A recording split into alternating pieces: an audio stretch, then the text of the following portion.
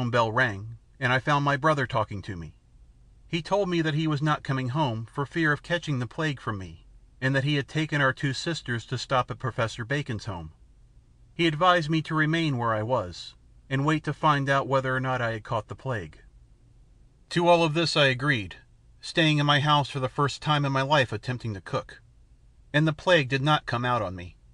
By means of the telephone, I could talk with whomever I pleased and get the news. Also, there were the newspapers, and I ordered all of them to be thrown up on my door so that I could know what was happening with the rest of the world. New York and Chicago were in chaos, and what happened with them was happening in all the large cities. 1/3 of the New York police were dead. Their chief was also dead, likewise the mayor. All law and order had ceased. The bodies were lying in the streets unburied. All railroads and vessels carrying food and such things into the great city had ceased runnings, and mobs of the hungry poor were pillaging the stores and warehouses. Murder and robbery and drunkenness were everywhere. Already the people had fled from the city by millions.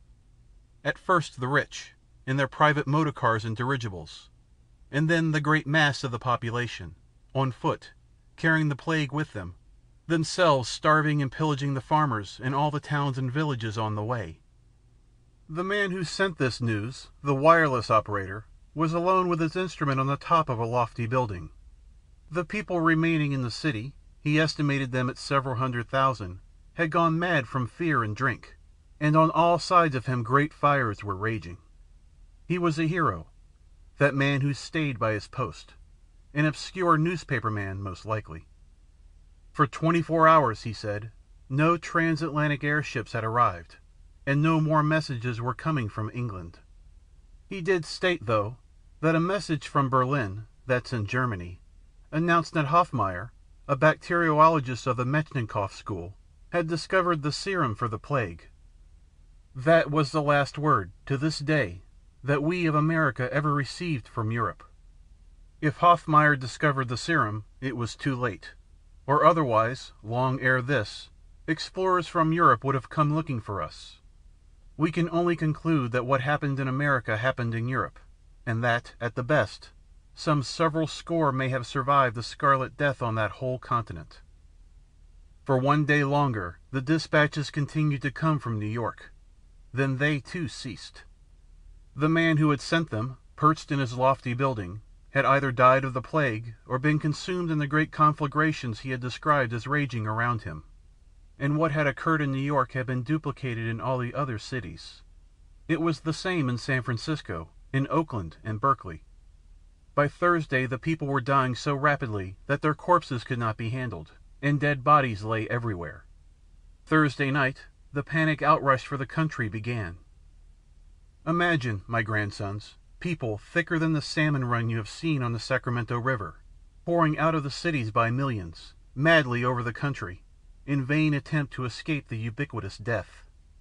You see, they carried the germs with them. Even the airships of the rich, fleeing for the mountain and desert fastness, carried the germs. Hundreds of these airships escaped to Hawaii, and not only did they bring the plague with them, but they found the plague already there before them. This we learned by the dispatches, until all order in San Francisco vanished, and there were no operators left at their post to receive or send. It was amazing, astonishing, this loss of communication with the world. It was exactly as if the world had ceased, been blotted out. For 60 years that world has no longer existed for me. I know there must be such places as New York, Europe, Asia, and Africa, but not one word has been heard of them, not in 60 years. With the coming of the Scarlet Death, the world fell apart, absolutely, irretrievably. 10,000 years of culture and civilization passed in the twinkling of an eye, lapsed like foam. I was telling about the airships of the rich. They carried the plague with them, and no matter where they fled, they died. I never encountered but one survivor of any of them, Mungerson. He was afterwards a Santa Rosan, and he married my eldest daughter. He came into the tribe 8 years after the plague. He was then 19 years old, and he was compelled to wait 12 years before he could marry. You see, there were no unmarried women, and some of the older daughters of the Santa Rosans were already bespoken. So he was forced to wait until my Mary had grown to 16 years. It was his son, Gimpleg, who was killed last year by the mountain lion. Mungerson was 11 years old at the time of the plague. His father was one of the industrial magnates, a very wealthy, powerful man. It was on his airship, the Condor, that they were fleeing, with all the family, for the wilds of British Columbia, which is far to the north of here. But there was some accident, and they were wrecked near Mount Shasta. You have heard of that mountain. It is far to the north. The plague broke out amongst them, and this boy of 11 was the only survivor. For 8 years he was alone, wandering over a deserted land, and looking vainly for his own kind. And at last, traveling south, he picked up with us, the Santa Rosans. But I am ahead of my story. When the great exodus from the cities around San Francisco Bay began, and while the telephones were still working, I talked with my brother. I told him this flight from the cities was insanity, that there were no symptoms of the plague in me, and that the thing for us to do was to isolate ourselves and our relatives in some safe place. We decided on the chemistry building at the university, and we planned to lay in a supply of provisions, and by force of arms to prevent any other persons from forcing their presence upon us, after we had retired to our refuge. All this being arranged, my brother begged me to stay in my own house for at least 24 hours more, on the chance of the plague developing in me. To this I agreed, and he promised to come for me next day.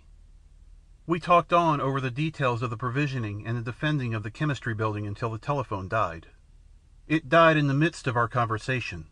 That evening there were no electric lights, and I was alone in my house in the darkness.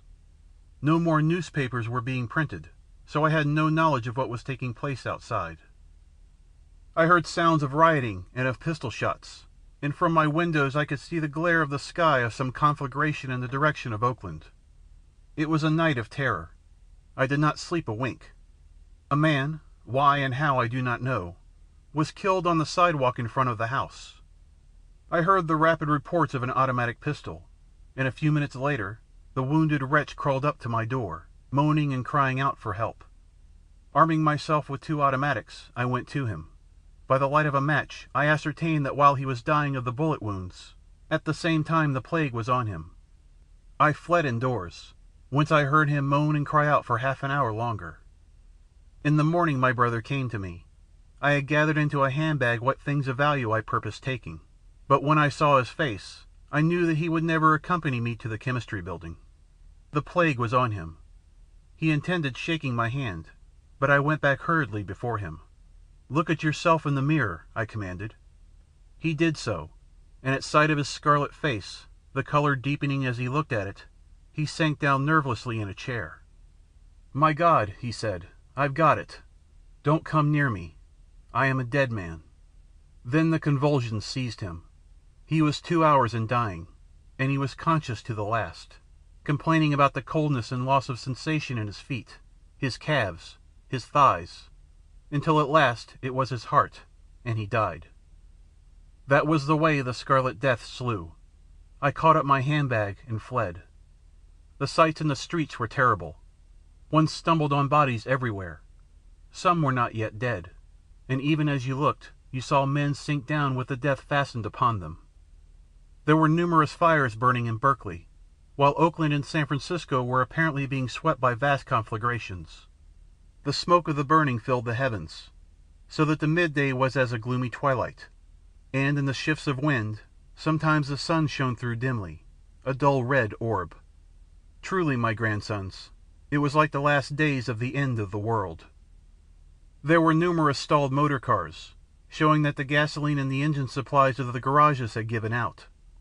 I remember one such car. A man and a woman lay back dead in the seats, and on the pavement near it were 2 more women and a child. Strange and terrible sights there were on every hand. People slipped by silently, furtively, like ghosts. White-faced women carrying infants in their arms, fathers leading children by the hand, singly and in couples and in families, all fleeing out of the city of death. Some carried supplies of food, others blankets and valuables, and there were many who carried nothing. There was a grocery store, a place where food was sold.